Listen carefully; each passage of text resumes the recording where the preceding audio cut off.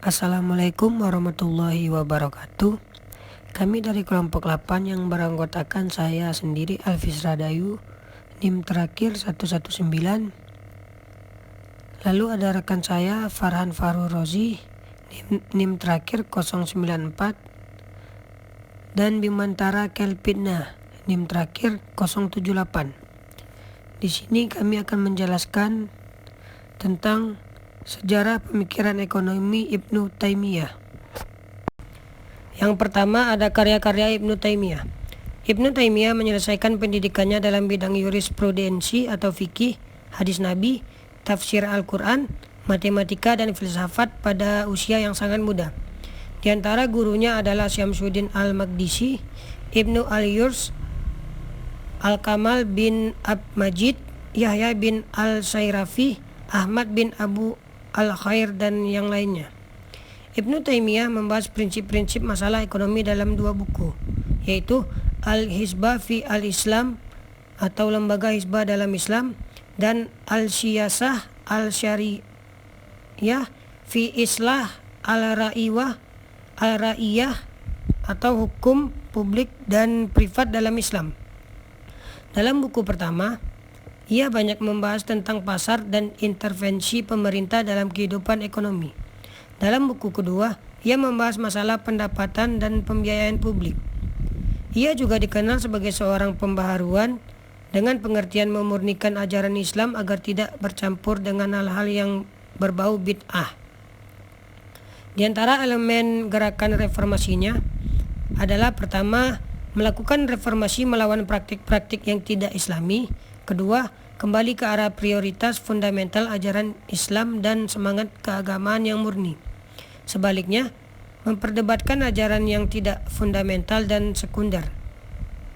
Ketiga, berbuat untuk kebaikan publik melalui intervensi pemerintah dalam serta menjaga mereka dari sikap eksploitatif dan mementingkan diri sendiri. Selanjutnya ada pasar yang sehat menurut Ibnu Taimiyah. Ketika masyarakat pada masanya beranggapan bahwa peningkatan harga merupakan akibat ketidakadilan dan tindakan melanggar hukum dari pihak penjual, atau mungkin sebagai akibat manipulasi pasar, Taimiyah langsung membantahnya. Dengan tegas, ia mengatakan bahwa harga ditentukan oleh kekuatan penawaran dan permintaan. Ia menyatakan bahwa naik dan turunnya harga tidak selalu disebabkan oleh tindakan tidak adil dari sebagian orang yang terlibat transaksi. Bisa jadi, penyebabnya adalah penawaran yang menurun akibat inefisiensi produksi, penurunan jumlah impor barang-barang yang diminta atau juga tekanan pasar. Menurut Taimiyah, penawaran bisa datang dari produksi domestik dan impor. Perubahan dalam penawaran digambarkan sebagai peningkatan atau penurunan dalam jumlah barang yang ditawarkan. Sedangkan permintaan sangat ditentukan oleh selera dan pendapatan. Besar kecilnya kenaikan harga bergantung pada besarnya perubahan penawaran dan atau permintaan. Bila seluruh transaksi sudah sesuai aturan, kenaikan harga yang terjadi merupakan kehendak Allah. Ibnu Taimiyah, Al-Hizbah fi Al-Islam 24. Ibnu Taimiyah mengemukakan antara relevansi antara kredit terhadap penjualan. Implikasinya yaitu transaksi kredit merupakan hal yang wajar.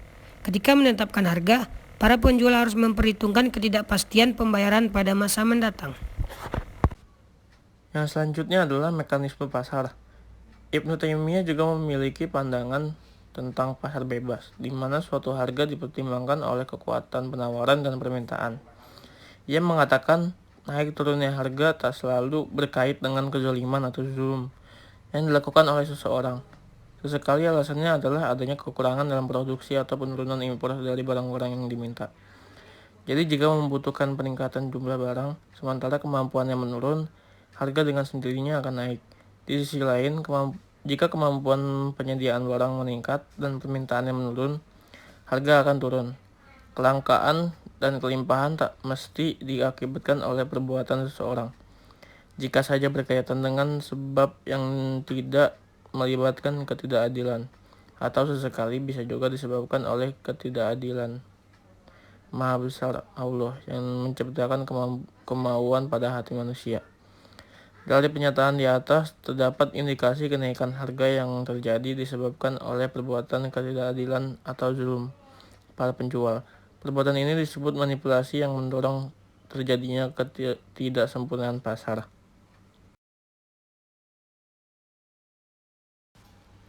Yang selanjutnya adalah dalam buku Majmu' Fatawa, Ibnu Taimiyah mengemukakan beberapa faktor yang mempengaruhi fluktuasi permintaan dan konsekuensi terhadap harga. Yang pertama adalah kebutuhan manusia sangat beragam dan bervariasi satu sama lain. Kebutuhan tersebut berbeda-beda tergantung pada kelimpahan atau kelangkaan dari barang-barang yang dibutuhkan itu. Yang kedua adalah harga sebuah barang beragam tergantung pada tingginya jumlah orang-orang yang melakukan permintaan. Jika jumlah manusia yang membutuhkan suatu barang sangat banyak, maka harga pun akan bergerak naik, terutama jika jumlah barang hanya sedikit. Yang ketiga, harga barang juga dipengaruhi oleh besar atau kecilnya kebutuhan terhadap barang dan tingkat ukurannya.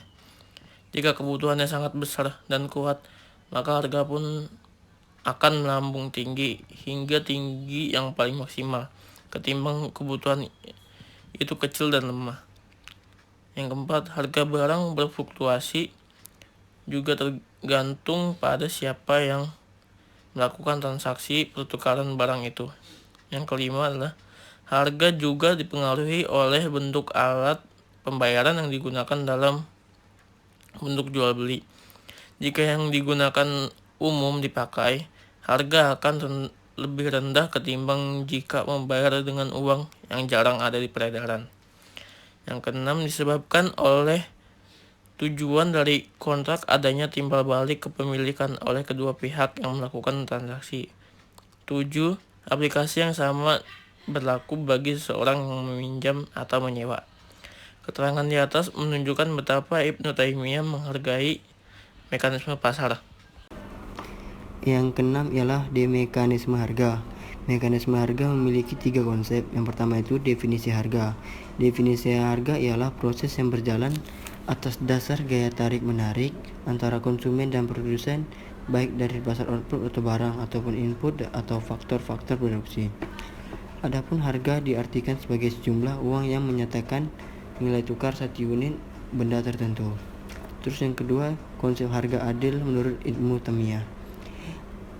Harga yang adil menurut Ibnu Taimiyah ialah nilai harga di mana orang-orang menjual barangnya dan diterima secara umum sebagai hal yang sepadan dengan barang yang dijual ataupun barang-barang yang sejenis lainnya di tempat dan waktu yang berbeda. Terus yang ketiga, regulasi harga. Regulasi harga ialah pengaturan terhadap harga-harga barang yang dilakukan oleh pemerintah. Regulasi ini bertujuan untuk memelihara kejujuran dan kemungkinan penduduk bisa memenuhi kebutuhan pokoknya. Terus dilanjutkan dengan hak milik. Hak milik itu memiliki 3 konsep. Yang pertama, hak milik individu, hak milik sosial atau kolektif, hak milik negara. Dan saya jelaskan tentang hak milik individu. Hak milik individu ialah setiap individu memiliki hak untuk menikmati hak miliknya, menggunakan secara produktif, memindahkannya dan melindunginya dari pembubaziran. Ia tidak boleh menggunakan secara berlebihan untuk tujuan bermewah-mewahan. Terus hak milik sosial atau kolektif. Hak milik ini memiliki sosial bentuk yang bermacam-macam. Misalnya sebuah objek bisa saja dimiliki oleh 2 orang atau lebih, organisasi atau asosiasi. Contoh penting dari kepemilikan bersama ialah anugerah alam seperti air, rumput, dan api yang juga disebutkan dalam hadis Rasulullah Shallallahu Alaihi Wasallam. Manusia itu berserikat atau dalam pemanfaatan dalam 3 hal, yaitu air, rumput, dan air. Hadis riwayat Ahmad bin Hanbal. Salah satu alasan dari keharusan pemilikan kolektif terhadap objek-objek alam adalah semua itu diberikan oleh Allah secara gratis dan semua itu demi kepentingan umum. Yang terakhir, hak milik negara. Negara membutuhkan hak milik untuk memperoleh pendapatan, sumber-sumber penghasilan, dan kekuasaan untuk melaksanakan kewajibannya, seperti untuk menyelenggarakan pendidikan regenerasi moral atau memelihara keadilan dan memelihara hukum, dan secara umum melindungi seluruh kepentingan material dan spiritual penduduk. Menurut Ibnu Taimiyah, sumber utama dari pendapatan negara adalah zakat dan harta rampasan perang atau ghanimah. Peranan pemerintah dalam kebijakan ekonomi. Yang pertama itu menghilangkan kemiskinan.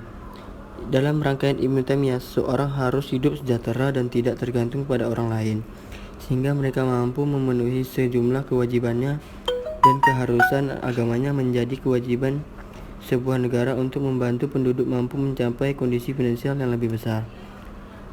Yang kedua, regulasi harga. Menurut Ibnu Taimiyah bahwa pemerintah memiliki otoritas penuh untuk menetapkan harga, manakala didapati adanya ketidaksempurnaan pasar yang mengganggu jalannya perekonomian negara. Penetapan upah buruh sebagai bagian dari tanggung jawab negara untuk memecahkan perselisihan antara majikan dan karyawan yang biasanya secara umum berkaitan dengan upah. Ibnu Taimiyah melihat tenaga kerja merupakan jasa yang ikut mempengaruhi harga pasar, karena itu menetapkan upah analog dengan penetapan harga, yakni dalam pengertian penetapan harga tenaga kerja atau dalam tafsir al-amal. Yang ketiga, kebijakan moneter. Negara bertanggung jawab untuk mengontrol ekspansi mata uang dan untuk mengawasi penurunan nilai uang. Yang keduanya dapat mengakibatkan ketidakstabilan ekonomi. Negara harus sejauh mungkin menghindari anggaran keuangan yang defisit ekspansi mata uangnya yang tak terbatas, sebab akan mengakibatkan timbulnya inflasi dan menciptakan ketidakpercayaan publik atas mata uang yang bersangkutan. Ibnu Taimiyah sangat memegang pentingnya kebijakan moneter bagi stabilitas ekonomi. Uang harus dinilai sebagai pengukur harga dan alat pertukaran. Terus yang terakhir, perencanaan ekonomi. Tidak ada satupun pemerintah yang menolak kebutuhan pengembangan ekonomi secara menyeluruh. Salah satu cara yang efektif mencapai adalah melalui perencanaan ekonomi. Salah satu pemikiran penting adalah konsep Ibnu Taimiyah terhadap industri pertanian, permintaan dan sebagainya. Jika kegiatan secara sukarela gagal untuk memenuhi ketersediaan barang-barang yang dibutuhkan penduduk, maka negara harus mengambil alih tugas tersebut untuk mengatur kebutuhan supply yang layak. Dalam kitab Al-Fatwa disebutkan bahwa sebuah pertimbangan untuk menjadikan bagian dari pembiayaan publik diperlukan untuk membangun kanal, jembatan, jalan dan sebagainya. Disebutkan juga bahwa kekayaan yang tak mempunyai ahli waris dan barang hilang yang tak jelas pemiliknya dapat dijadikan sumber pendapatan negara untuk membiayai utilitas umum. Itulah hasil presentasi dari kelompok kami. Bila ada kesalahan dalam menyampaikan kata-kata, kami mohon maaf. Terima kasih. Assalamualaikum warahmatullahi wabarakatuh.